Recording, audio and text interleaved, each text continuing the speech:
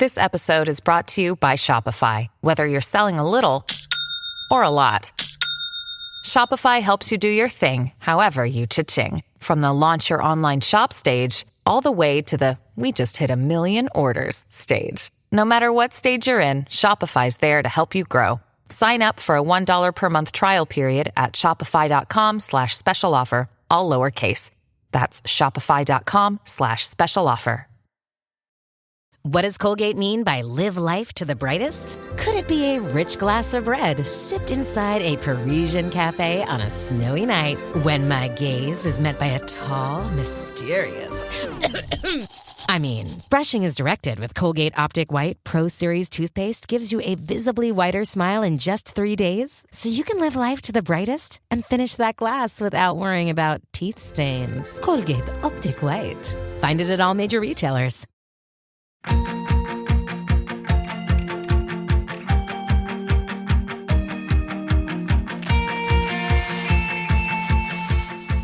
Well, it is summer reading. Should we talk about what everybody's reading at the end then? Since it's summer reading? Yeah, Okay. we can do that. I'm excited to tell you guys what I'm reading at the end. I am also, because it ties into a lot of what we just talked about. But Yay. Good.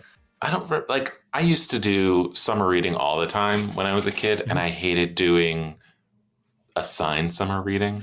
well, and I just so I think that this is I going would to be go to the interesting- library almost every day. Every couple days, I would go to the library and I would get books and I would read them. But I just waited till like probably August 30th to start my actual assigned summer reading. Well, so here's the crazy thing. I'm friends with people who have kids, and a lot of the time now, I mean, they're younger kids, but a lot of the time it's just like, here's a list of like, you have to read 20, yeah, especially because it's like elementary school kids and the books are quick. But it's like, you have to read like 20 books this summer, and they can read whatever books Whoa. they want and just write down what those books were that they read this summer. Oh, okay. And I kind of wish I'd much rather that. I kind of wish that they would have done that in high school. Like, read whatever books Yeah. you want. You have to read 3 books this summer and write essays about them. Yeah, Like, I would agree. I would have thrived on that. But every once in a while, I feel like there was a summer reading book that like actually was like, oh, I actually had fun reading this. And I feel like at least for Eric and I feel like in the Penn Delco school district, there was a real cult of people who really liked Hatchet. Like, that was like a game changer. I was getting ready to talk about Hatchet because that was definitely one. That one, and I think Brian's Winter or The Winter or something like that. Whatever was the sequel. Yeah. Where he was like trapped somewhere else. But wait, there's The I River. think maybe that's a third one. The River was a different one. The River, I think.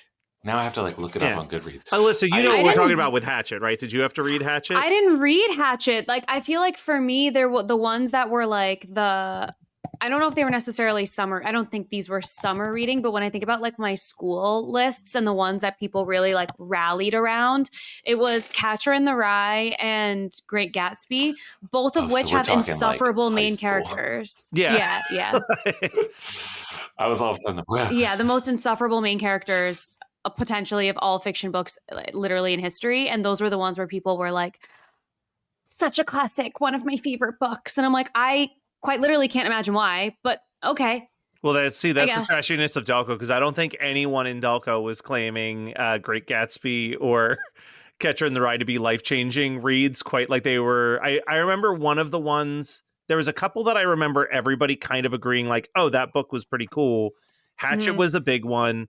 There was one called That Was Then and This Is Now that I remember being pretty well liked, which was like, it was like a kid's gang and one kid like deciding to leave the gang and all of the trouble that came from that. And then the other one was SDG. I Am the Cheese was one that I remember a lot of people liking. I remember What is that. I Am the Cheese? I Am the Cheese is very similar to Catcher in the Rye, where it's like this kid is riding a bike to deliver a package to a friend, and you keep jumping around in a time frame. And then I'm pretty sure the reveal at the end is that he's actually in a sane asylum. Oh my God. But Why do I want to read that? yeah, it was a great book. I read it twice, I think. But I remember for us, and I'm curious if this was the same for you, Alyssa, it wasn't like you had specific assigned books, but it was like, here's a list of 30 books. You have to pick 2 or 3 from this list. So it wasn't even like everybody in your grade had the same summer reading experience. It was just based on which ones were available at the Borders the day that they went. Like, I want to say that's probably what we did, because I'm like having a hard time remembering the ones that like I had to read during the summer. Like I remember some of the ones that we had to read that we like were taught through, in class, like in English class. Yeah. But like over the summer, I feel like similar to Eric, like if someone is telling me to do something, the likelihood of me doing it just drastically drops. And that's so bad, but it's just the truth. Like for things like this, like for things that are like, you know, like you want me to read something that's going to take me hours and hours, and just because you told me to, no, I don't want to do that. But, and it also like, really, I feel like, especially now, so many of the people that I talk to who are like in their 20s and their 30s and like are just far enough out of school that like they can sort of get some like hindsight on it.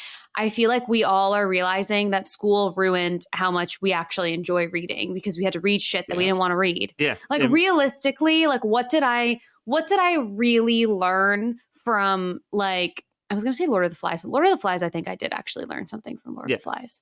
Yeah, there's a message to pull from Lord of the Flies that a lot of people forgot about, which is mom mentality. Yeah, a lot of people forgot about that. A lot I do of people like forgot revisiting about that. things as an adult that I may not have liked. Like Lord of the Flies, you would think me as a kid, that would totally be my thing. I hated it. I was like annoyed. I was pissed off the whole time reading it. I read it again as an adult and I was like, okay, now I kind of understand why we study this in school. Catcher in the Rye is not one. I don't think I enjoyed it in high school, and I don't think I didn't. I tried rereading it recently and I was like, Eric, did you know, I found this out shortly after both of us graduated.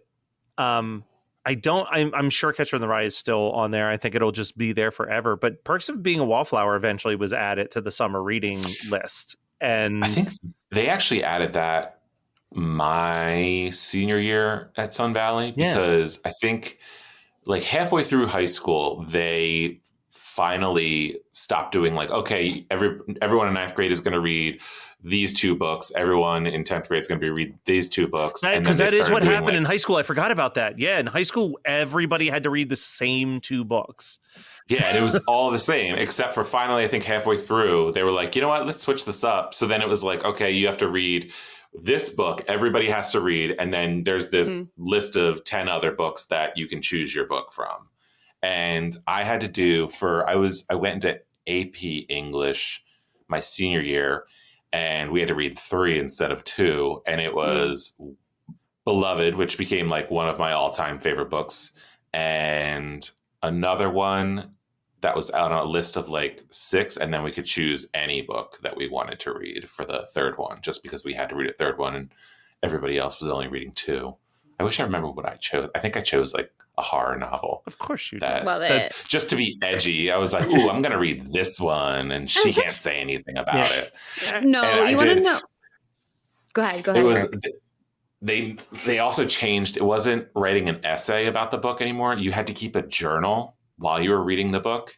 Oh. And anytime you found like a line or something that like captured you, or like, ooh, what does this mean? You just had to like basically write down separated the page in half, and it was like the line on the one side on the column, and on the other column you had to write your thought about it. Oh, that's kind of fun.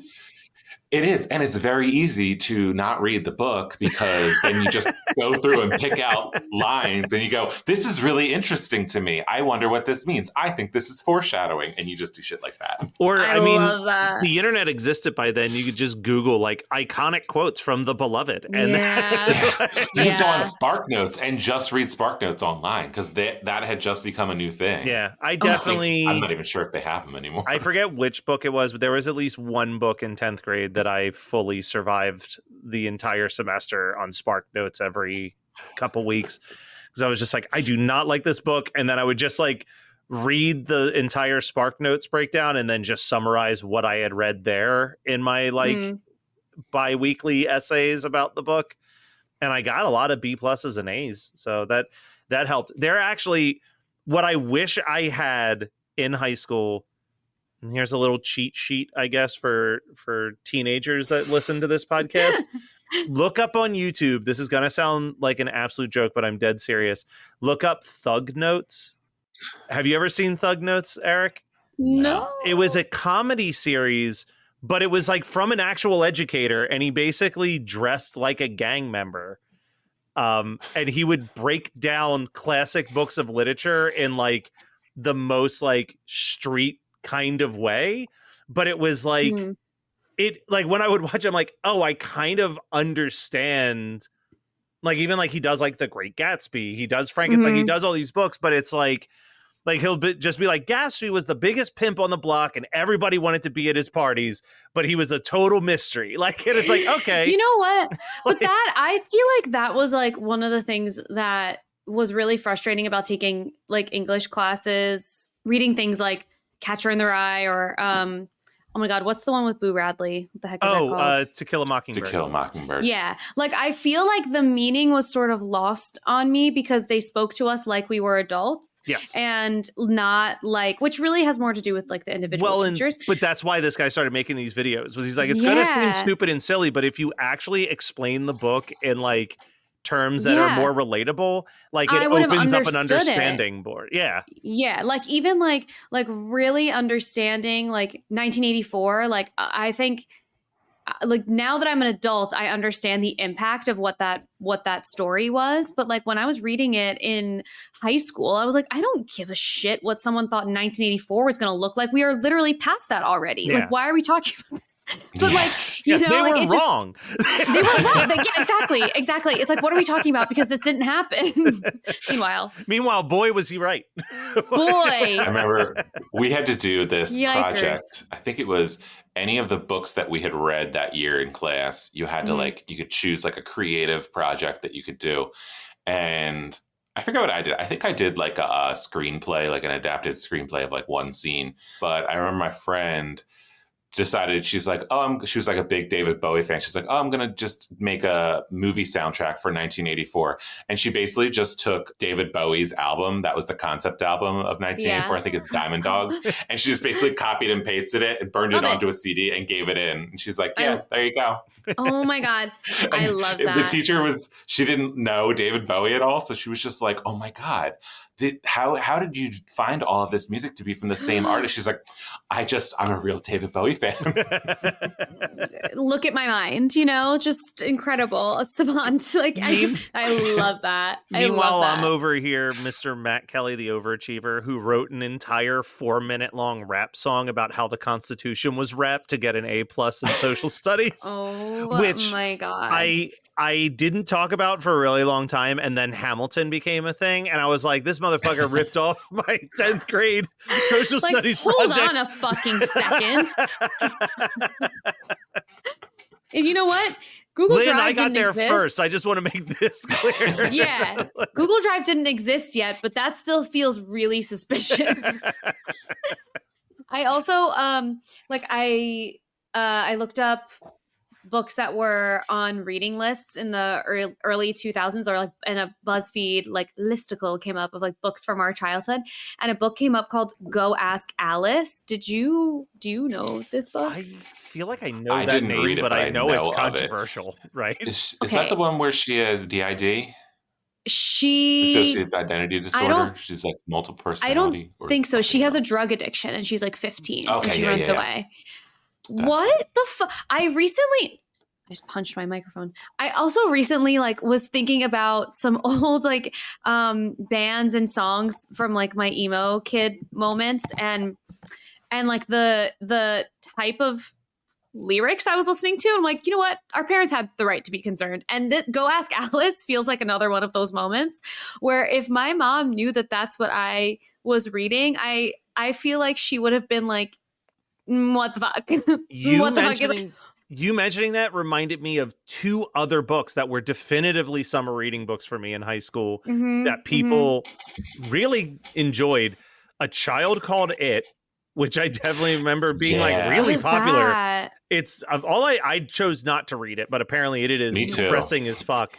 And The Lovely Bones. The Lovely Bones was a summer Oh yeah, reading the book Lovely one time. Bones. Again, what Yeah. the fuck? Yeah, child murder.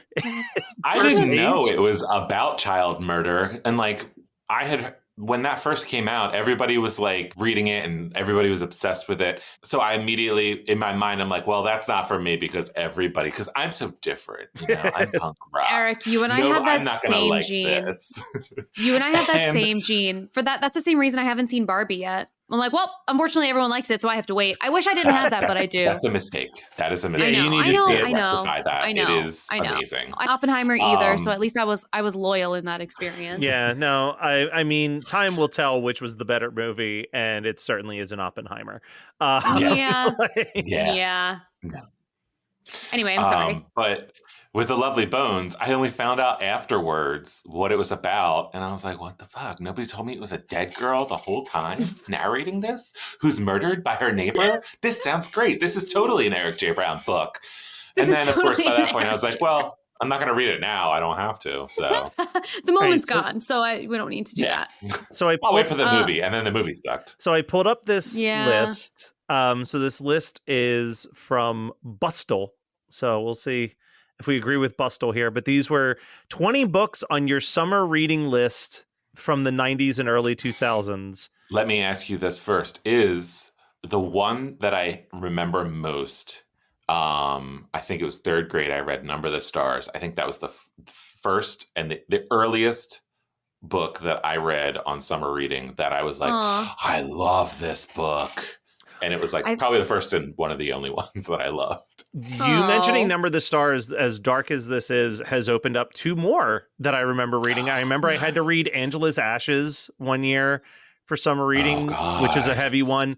And Eric, I don't know if you may have been in elementary school and missed out on this, but at one point, everybody had to read Night, like the Holocaust survivals. Oh, eighth grade. I had to read shit. that. But were you there the year that they brought the person who wrote the book No. in? So that was the thing. They made I everybody wish that the read it. camera was good enough that you could see that I have chills right now because Yeah. that's so scary. They brought Eli Wiesel. they brought Eli in, and it was like a 2.5 hour him sitting in the Northley Middle School library talking to us about his experiences and like writing the book. And it's one of the most powerful assemblies I've ever attended in my That's life like for obvious reasons. But Only reason to hold an assembly is to Yeah. have a Holocaust survivor who wrote an iconic book about it. Like, Yeah.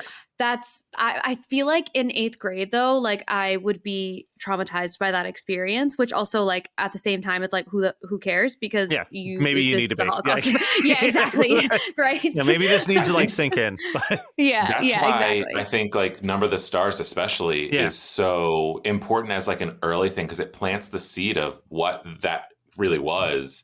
yeah. And because it's like the main character is not a Jewish girl and Mhm. she's this girl in I think it's in Denmark and it's all from her perspective and her parents are part of the resistance but Mm. they're shielding her. And so since you're reading it from her perspective, you as a child are also being shielded.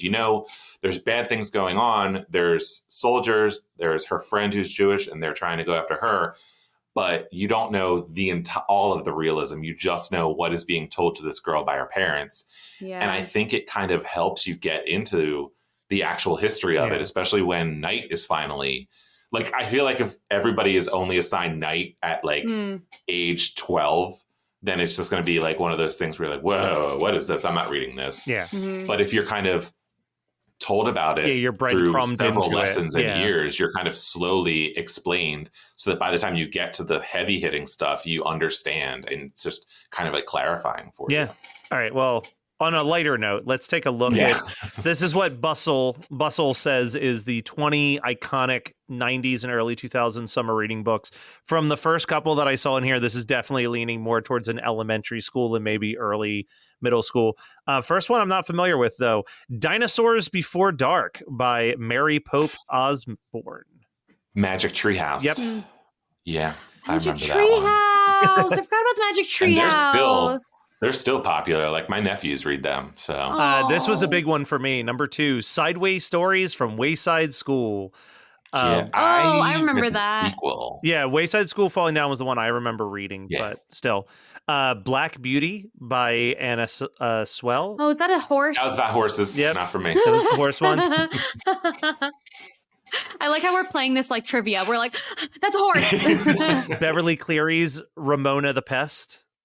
Oh, I read yeah. I like a lot of those. I read Love a lot Ramona. of Ramona books. also Junie B. Jones. If Junie B. Jones books are not on that list, I will be so sad because I burned through Junie. I would read like 2 Junie B. You were Jones books in burning a them? day. yeah, don't I one would of do you. that We for- just finished talking about the Holocaust. Oh my God. Stop it. I burned through them. I don't know this one. Mrs. Piggly Wiggly by Betty McDonald. No. It looks almost That's like fake. an Amelia Bedelia type book. Okay. Homer Price by Robert McCuskey. I don't know. I'm forgetting that I'm author sounds terrible familiar. at pronouncing names, so this is going to be real fun. Mr. Popper's Penguins. No. The Jim Carrey movie. Yes, the Jim Carrey movie. I didn't know that was based on a book when that came out. I was just like, oh, Jim. Yeah, what a Wait. movie choice, Jim. This is so random, but I also just Googled Wayside School because I want to see what the cover looked like. The sideways stories from Wayside School, like the if you cover? buy like a bunch of them, yeah, like the cover where it looks like an apartment building and like all the windows. They made that into a TikTok filter now. That's really funny. I thought that filter looked familiar, and I'm realizing now it's literally just the book cover. Well, art the ripped off. reason it looks like that, Alyssa, if you're not familiar with the Wayside School book, is that the entire concept of the Wayside School books is that Wayside School was supposed to be a 1-story school with 30 classrooms, but the architect had it sideways, so he built the school 30 stories up with a single classroom on every floor.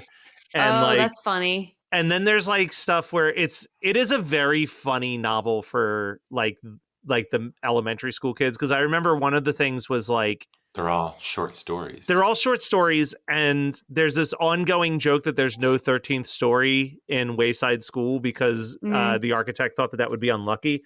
So in all of the books, when you funny. get to chapter 13, it's just a single sentence which says, "We already told you there's no 13th story in Oh, Wayside that's so School." fun. I love that. And it always goes like weird supernatural. Like I think in the very first chapter of the very first book, they get a mean teacher who can turn kids into apples and then eats them. But they accidentally get her to turn Jeez. herself into an apple, and then her ghost is constantly haunting the school. Oh my God. It's wild. That's it's really so good. scary. It's from Oh, the I guy didn't who know this wrote about Lewis Holes, if that Talker. gives you a rough Yeah. idea of his fucked up kinder Okay. trauma tendencies. Yeah. Yeah. Slightly less kinder trauma, though, is book number 8 on this list. E.B. White's Stuart Little. Oh, Stuart Little. I was a Charlotte's Web fan. Way I more of a love Charlotte's Web Charlotte's- fan. But Charlotte's Web, like literally, I think is the root of why I still can't eat meat today, because I was so attached to the pig Wilbur? that like I Yeah. just like that was just too much for me, and I just can't. Anyway, the ending so of that thank cartoon, you for the accidental trauma. the ending of that cartoon still is tough for me to watch without tearing up a little bit. Yeah. It's Yeah, good. like it's just I can't. We need to move on. Yep. Okay. Number 9 on here was Oliver Butterworth's The Enormous Egg. Never heard of it. Never heard of that one. I refuse to believe that this was a summer reading book, Bustle. But number 10 on the list is R.L. Stein's The Night of the Living Dummy. I feel like I would have remembered if a Goosebumps book was on summer Yeah. reading. Goosebumps was maybe that was like an anti Pendelco School District anti thing, because they were like, you can buy these at the Scholastic Book Fair. You can't Mhm. you can't read them for school. They're not worth it. It is funny to me, though, if they're Lame. like, you cannot read Goosebumps. It'll traumatize you. Anyway, here's the lovely bones, and here's a child called It. That's what I'm saying. And it's like also, I understand that reading in school, the value is like to teach you some lessons, but also like I know it's meant to like teach you lessons through storytelling, but I really wish that they let us read some books that were books that are just like good stories for the sake of reading a good story. To be excited about reading. Yeah, like that's what we miss out on. And then as an adult, you have to find that again. And that sucks. I put a pin in that because I will talk about that towards the very end of this episode. Okay. A little bit more. Number 11, they have the Boxcar Children, the Campout Mystery. I don't remember. the I never Boxcar read Children. the Boxcar Children. And there's My so many brother of them. did. If you go to any like used bookstore, you'll see that there are literally hundreds of titles in the Boxcar Children series. Mm-hmm. It was that one and Babysitter's Club I didn't read. Oh yeah, Babysitter's Club. I was doing Goosebumps. Yeah, I was Goosebumps and Animorphs. Amelia's Notebook. Don't know this one. Just keep moving. Here we go. We said it earlier, just a couple seconds ago. Babysitter's Club Summer Vacation was one of the books Hell we yeah. had on here. Hell yeah. I did like the 90s Babysitter's Club movie, though. Is that the one with the brain, the center of the chain, where they teach the kids a rhyme? They're in like I think they're in a summer camp. I think. They run a summer camp. All right, number 14. I remember this being on the summer reading book. And here's the weird thing that I'm going to say.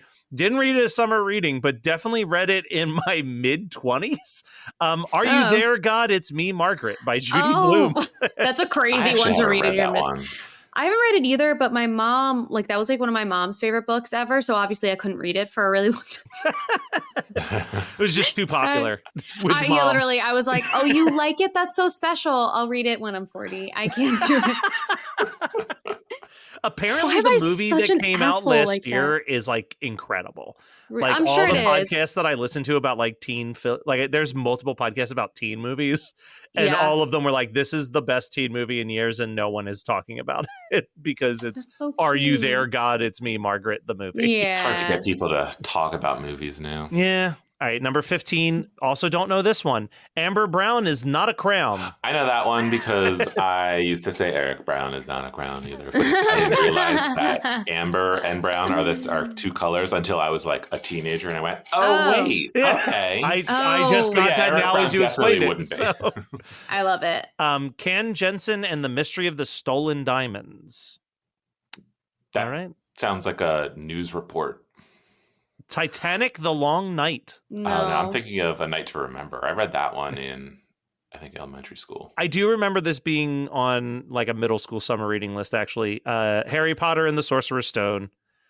Moving past I don't that. think they added that to anything until like I was a senior in high school. Yeah, I remember seeing it on someone else's list, let me say. Yeah. It was never on one of mine. The Face on the Milk Carton, this book actually looks really familiar. That's the one where the girl, she thinks that, or she sees her face on a milk carton, and she, I think, finds out that she's been kidnapped or something. Wow. Okay.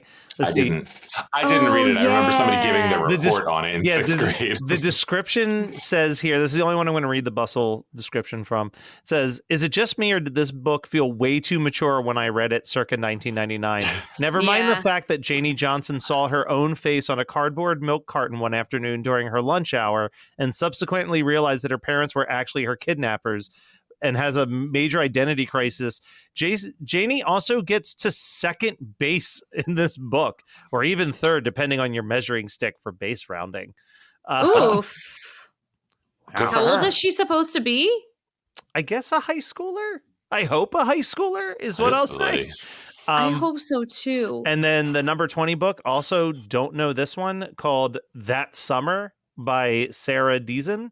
Sarah Deason. That's a newer one. There's an ad that keeps popping up as I'm scrolling, and it made me remember one of my favorite books that I don't think was a summer reading book, but was like a early fall, start of the semester book, which is The Giver. Oh yeah, I remember The Giver. My brother loved that book. That also became a really bad movie. I never even bothered with the movie. I don't even remember much about the book because my mom read that one to me. My brother had to read it in school. And I remember my mom like hearing that he was having to read it and like they would send him home and he'd have to read chapters. So she decided it would be a thing that we all did where we sat down after dinner and she would read the chapters to us. I love that. And I remember it, but I remember like the idea of it, but I don't remember any of the events, Yes. and I didn't want to watch the movie. So I was like, you know what? The basic idea of The Giver is very similar to this is going to sound like a weird comparison. It's similar to Pleasantville. It's like Pleasantville mixed with like something like a 1984 or A Brave New World, where everyone lives in this dystopia, and when you turn 13, they assign you a job, and you just immediately go into training for that job, and that's what you do for the rest of your life. And they tell you when you're going to have a child, and they're going to tell you all these different things, and you just kind of have to be happy about that. And this one kid gets assigned the job of giver, which has only been assigned every like 80 years. And he has to sit with this guy who's the giver. And basically what his job is that he takes on all of the knowledge and pain of what happens behind the scenes to make this utopia actually a dystopia. And he has to just sit with that by himself for eternity. And he, in a Pleasantville kind of way, decides like, no, it's wrong to keep this information from people, and they need to know that they have the choice to do whatever they want for work. And maybe they don't want to get married, and maybe they don't want to have kids. And it's a really good, powerful kids book that, again, similar to 1984 and Lord of the Flies, like maybe you should have paid a little bit more attention to it, at least 50% of the population. Again, it's because they banned the book. Yeah. Oh boy, was it banned. The Giver? Oh, The Giver's a banned book now. Big time. Why? No. Did you just hear what I described? Because of the themes. But they say it's because of violence and sexuality, but it's because about teaching kids that they have a choice to decide what they want to do with their lives. It's about teaching That's kids so how to keep disturbing. their eye out on. Wow, that's so disturbing because it's not like overt messaging. Like it's like when they're gonna ban a book because there's something gay in it, I'm like, well, I know what you're banning it for, and it's still fucking stupid, but I know what you're banning it for. The Giver, that banning it because you're showing children that they have choices is horrifying. Terrifying. You've been lost in the woods for hours now, stumbling around in the dark. You come around the bend and see two people roasting marshmallows over a roaring fire. They see you coming into the clearing and gesture over to pull up a log. Welcome to Campfire Ashes. I'm Paul. And I'm Jess. Join us as we tell each other our originally written spooky stories around the campfire and then dive into the lore and legends that inspired them. Is it something that goes bump in the night? Is it something menacing lurking past the tree line? Or is it just weird and otherworldly? You'll find it here on Campfire Ashes. You can find us on Spotify, Apple Music, Amazon Music, or right here on the Geekscape Network. I want to bounce back to something you had said earlier, Alyssa, that I promised I would bring it back around to. Because you mentioned, like, if only they would just teach kids, like, let kids read the books that are interesting and inspiring to them. Mm-hmm. For some reason, I feel like Eric has watched this, but just in case, this weekend, Netflix dropped Butterfly in the Sky on their app, which is a documentary about the history of making the show Reading Rainbow. And LeVar Burton talks at length about how important it was to him, where they would, for every season, they would go to a bunch of random schools and read them hundreds of children's novels and ask them what were the ones that they liked the most. And that was like how they would choose what they would do as the books on that show, because their whole point was like, we just want to make kids want to read. And the way you do that is by giving them stories they want to hear. Yeah. So that's why I like the way they're kind of redoing classics now for YA audiences. And like they'll have authors of color or queer authors rewrite this very famous story that is taught in high schools, but they're doing it updated and making it diverse too. Yeah. I think I love that. It's so much more interesting than just but reading Sense and Sensibility. The original version is less interesting than a queer kid being able to read a queer version of it. I want to ask you a question, Eric. With everything that we've discussed, would you or wouldn't you want one of your books to be like forced upon kids as summer reading? Would you rather your book be something to be forced? Yeah, that's what I mean. Like you'd rather them just find it on their own, right? Yeah, because I mean, there's a lot of kids who I've gotten emails from who have, if you're listening right now, thank you for sending me those emails.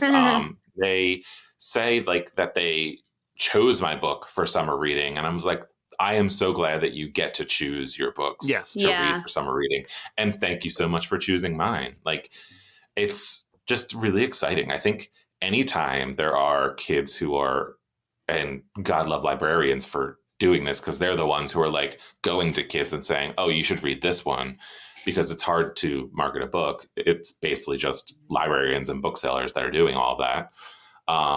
But I get emails from librarians or teachers that are even like, oh, I've passed this on to kids who really loved it. I got one from, actually, I got an email yesterday. Okay. And Aw. it is from a sixth form librarian. I don't know what sixth form is. It's in the UK, but she has an entire group of kids from the sixth form that have come up with a list for my sequel, The Only Light Left Burning.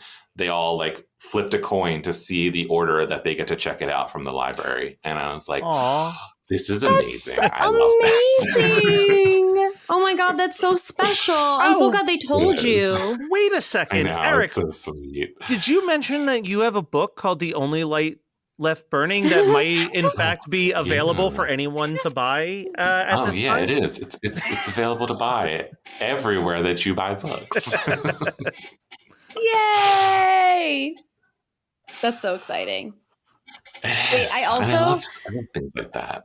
I also have to share what my senior year reading situation was like, because I thought about this before, but and Eric, when you were talking about picking a book that was like edgy, when I was in my senior year, I was in a class called Art English, and so it was like kind of like an advanced English class, but like it was like really English class for people who just liked to read. So like people who enjoy books or people who enjoy books more than people who are like just very, whatever, intelligent. Like it was not like I don't think it was based on like grades. I think it was based more on like, how passionate are you about reading?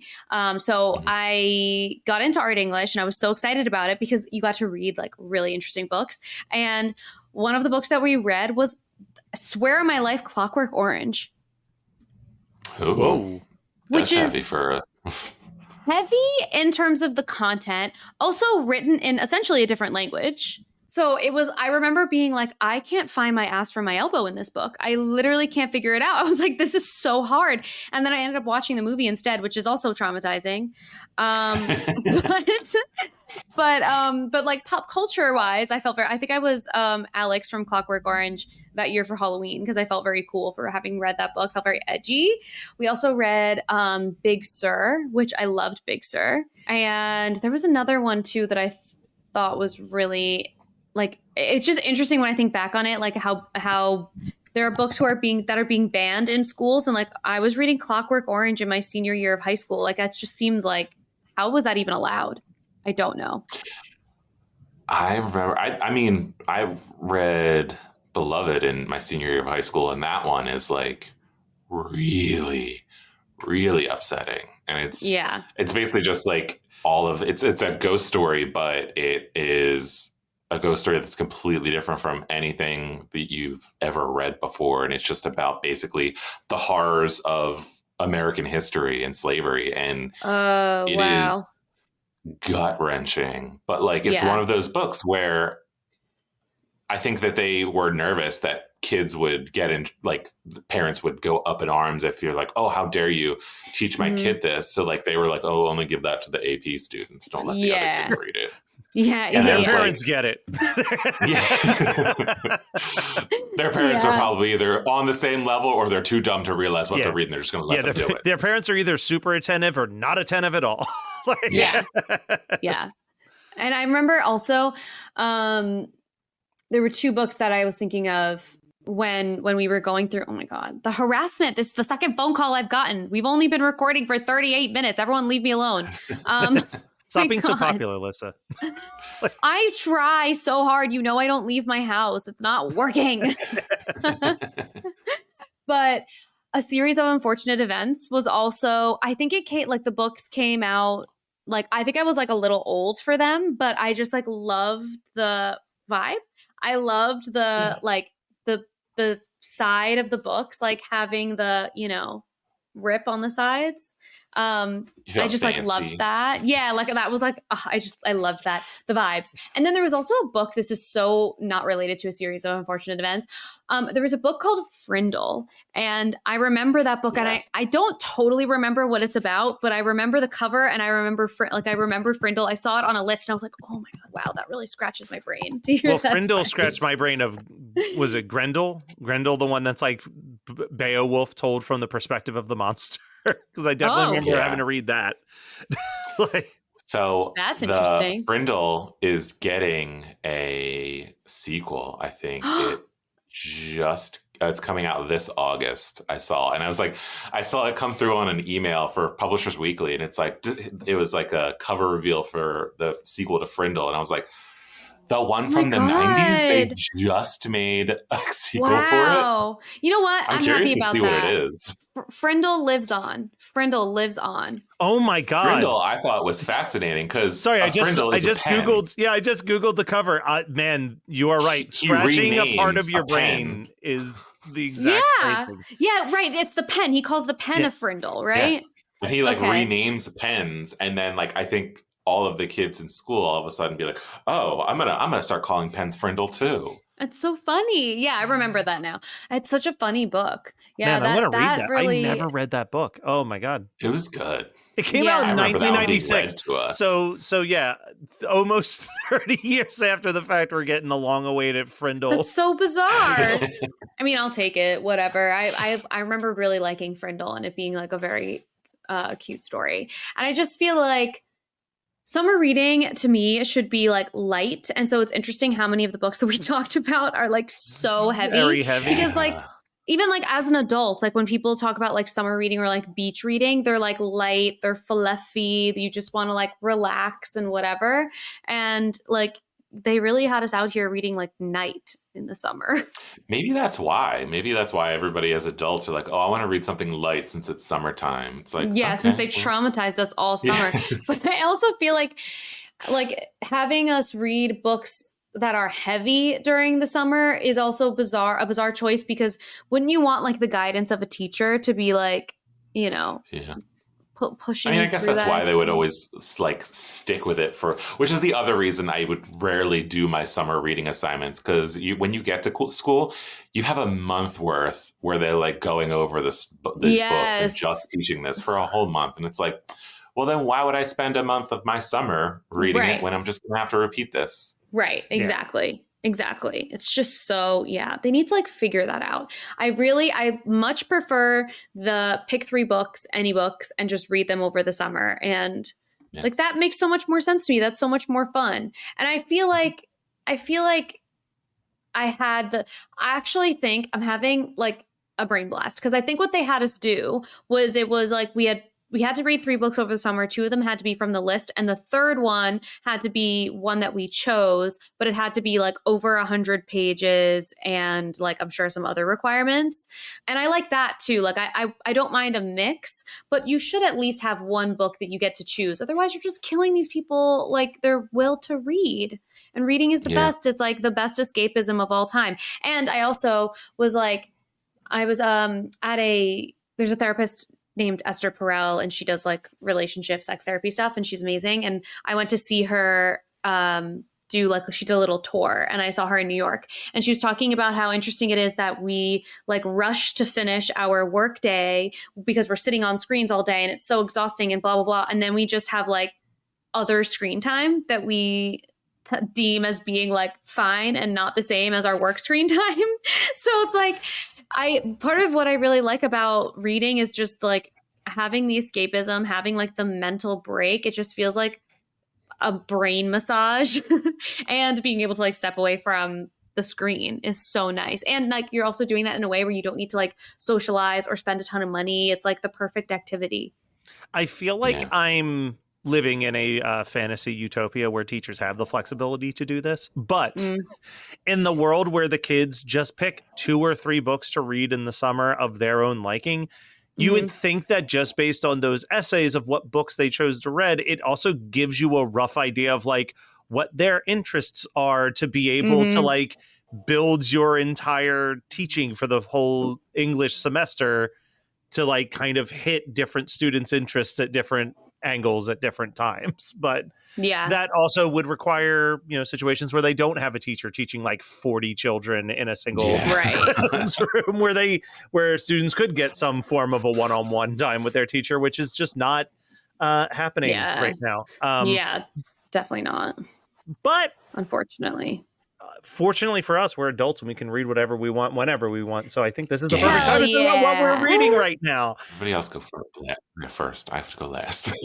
I am almost done with Last Girl Standing. Ooh. And yeah. And I have been loving it so much. And for those who don't remember, this was Jennifer Dugan. Yeah, Dugan. Who we had on Last episode. Yeah, last episode. And so when she was talking about Last Girl Standing, which was actually not really what she came on the podcast to talk about, but like I think Eric, you brought up that book, and I was like, oh my god, I want to read that really bad. And so I started it right after, and I'm like, literally in my Kindle it says I have like 40 minutes left in the book, so I'm at like the height of all of it coming together, and I can't wait to finish it. And there's just been all of these little stupid things that have popped up where I have not been able to. Like last night, I was like, okay, tonight I'm finishing it. I'm almost done. And then I got a phone call from my friend that was going to go meet a redacted celebrity that is really hot. And then she just had me on FaceTime for like an hour. So I couldn't read because I had to talk to her about this. It was very stressful. So I need to, anyway, just those types of silly things keep popping up, and I can't wait to finish it because it's so good. And I have no idea how it's going to unfold. Eric, you said you have to go last, so I'll go next by that nature. I just finished reading a fairly famous book of essays called Men, Women, and Chainsaws, which is about gender in horror. I just I rented the audiobook from my library. I'm going to start it as soon as I finish this book. Do you like it? I liked it a lot. So it's 4 chapters. I would say that 2 of the chapters I have like mentally locked in my head as like definitely got to revisit this one day. This is by Carol Clover, is the writer. It was written in the late 80s, early 90s. So the reference points are definitely more 70s and 80s exploitation. But in the book, she breaks down chapter 1 is about slasher movies. Chapter 2 is about possession movies. Chapter 3 is about rape revenge films. And chapter 4 is all about like voyeuristic from the killer's perspective films. And like it's really good at like breaking these down into their basic levels of like what this has to say about the way we perceive gender and stuff. I will give a warning. It certainly uses language that was a little bit more appropriate in the late 80s, early 90s. I'm scared. Not like, I mean, it's not like she's like throwing words left and right, but when she's quoting like what critics said about films, you're like, oh yeah, you could throw that R word around a lot more. It's always the R word. It's like a jump scare now. Like I'm watching comedies from the 90s and early 2000s for like the first time in years, and all it's of a the sudden R and the F, man. They'll sneak up on you on a 90s movie. You're just like, oh jeez. god. Yeah. But I literally finished that this morning, and I just started the Books of Blood Volume 1 from Clive Barker because I've never read any of his Books of Love. Yeah, I mean, I just finished a pretty lengthy sprint of like 4 YA novels in a row. So I was like, all right, let's add some adult books to my shelf. So it does look like a man lives here sometimes. I find it interesting that neither of you mentioned The Only Light Left Burning by Eric J. Brown. In my defense, I did tell you that I will not be reading it until July on my airplane. It came out yesterday. I have so many people who have already read it. Okay, but they got an advanced reader copy. Really? I'm talking about people who get it on Tuesday. Yeah. Oh my god! Don't you know you're talking? His book series is like Harry Potter. They camped out all night. They got it at midnight. My book series is not that one. Pick another one.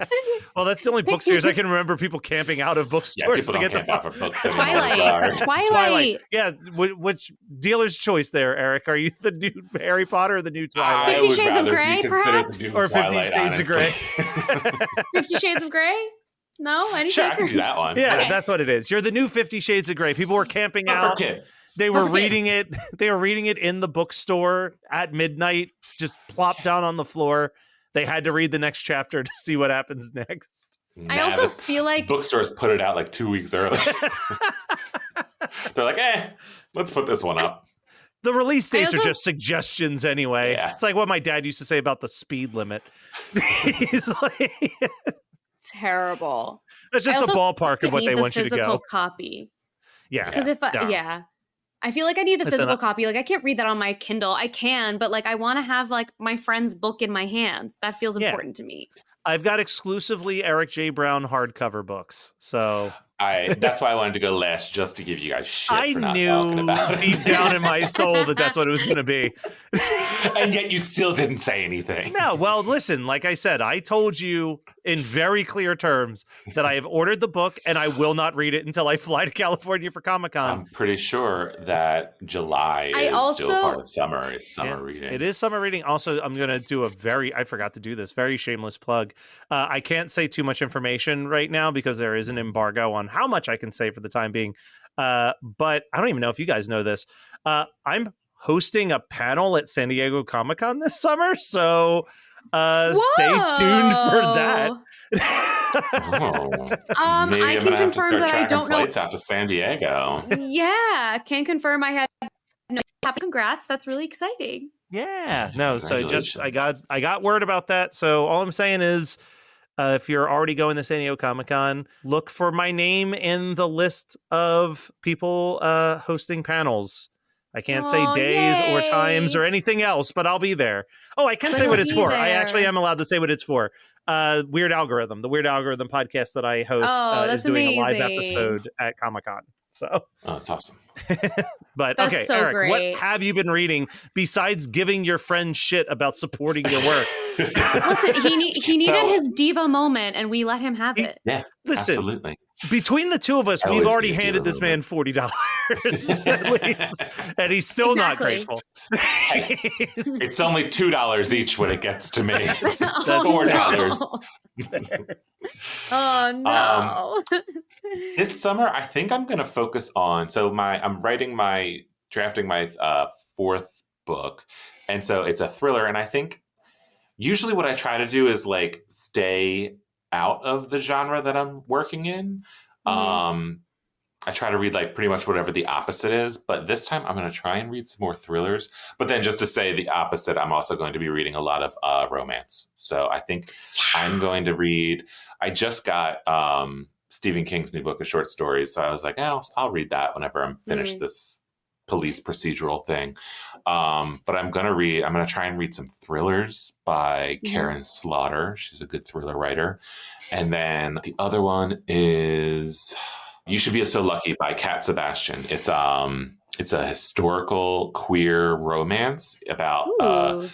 the baseball season in 1960 and this queer closeted baseball player and the sports writer who is not a sports writer at all and is forced to follow him around. Interesting. I think it sounds really cute. Also, if you're diving into romances and you haven't read Yours Truly by Abby Jimenez, please read it. It's my favorite. I made Matt read it too, and he loved it. I have a very cute story about that book, and You do. I didn't I want will to say tell it, but no, you're I'll say right. it. So Alyssa recommended me to read that book, and then I read it. And in reading it, I decided that I wanted to ask my current girlfriend, to be my girlfriend in reading of the book. So then not only did I ask her, I told her like I finished reading this book, and that's what made me want to ask you out. But then shortly thereafter, her Christmas came around, and I got her a copy of the book and wrote a whole thing in the front cover about how much the book means to me and her relationship. So it's the only book, as we've been slowly moving in, it's the only book that we have both copies of, because we were like, well, this is the one that made me fall in love with you, and this is the one that was a sentimental gift, so we can't get rid of these. So That's we have two so copies cute. of that one. But yeah, it's a good book. You should read it, Eric. I will. It'll make you fall in love. I'm like, honestly, I'm To trying an to already look at married it, but, man. like, I was gonna say your husband's like, whoa. It's so no, good. but then I'll It's just so give it to sweet. him and be like, trust me. Trust me. Yeah, exactly. Oh. Exactly. Wait, also, so I have a new friend who is like one of those people who's like, books in school made me like really not want to read. And so he asked me for books to read. Like he asked me for things that would like help him to get back into reading. So I got 3 and I need to run them by you guys, and you need to tell me if they're good picks. / if you haven't read these, you gotta, because all Okay. 3 of these are like some of my favorite books that I've read in the past couple of years. Okay, the first one is the I wrote little notes on them so that whatever. The I Last have House. that one. I'm you waiting read to it? read it. No, is So it good? The Last maybe House I'll on add that to Needless mine. Street. Okay. It's so good. Okay. I read this when we were filming the show. Like in my little room. If I'm ever holding a book, it was this one. It's so good. A true nerve shredder, says Stephen. Stephen King said that. Yeah. Oh. Okay. And the note that I wrote on it was a twist you'll never see coming, a talking cat, and breaks your brain a little bit.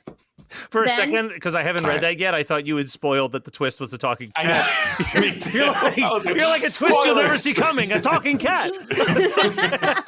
But also, the cat's on the front cover. I figured it was going to say something.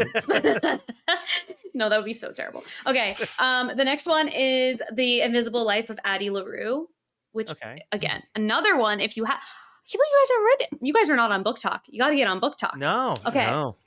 I am on Book Talk. You are. You Yeah, just keep actually, popular. Eric. Eric is book Eric, talk. you are Book Talk. You literally are. Book Talk, okay. Okay. This one is about this woman named Addie who is like hundreds of years old, and she has this like curse put on her where she like lives forever, but no one remembers her. So she like just goes about her life every single day and can like do whatever she wants because she lives forever, but no one remembers her.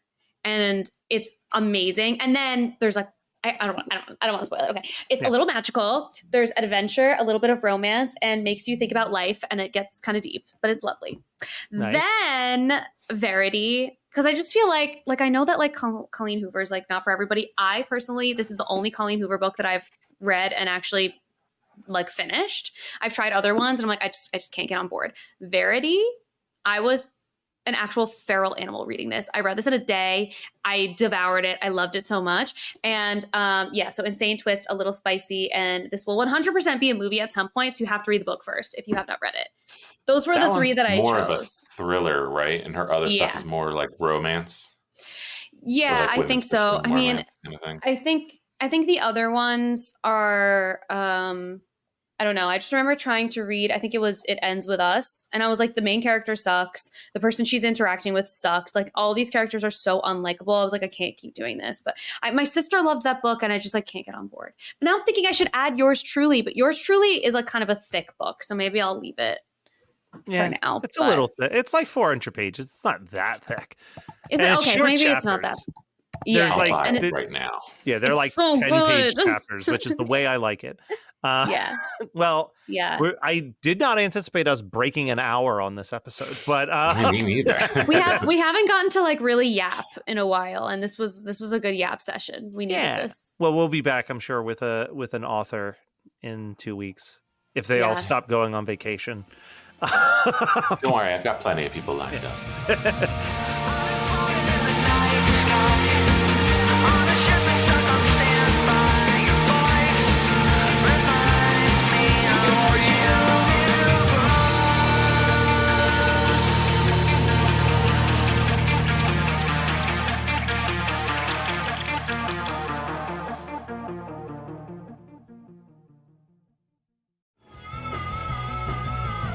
You're listening to the Geekscape Network.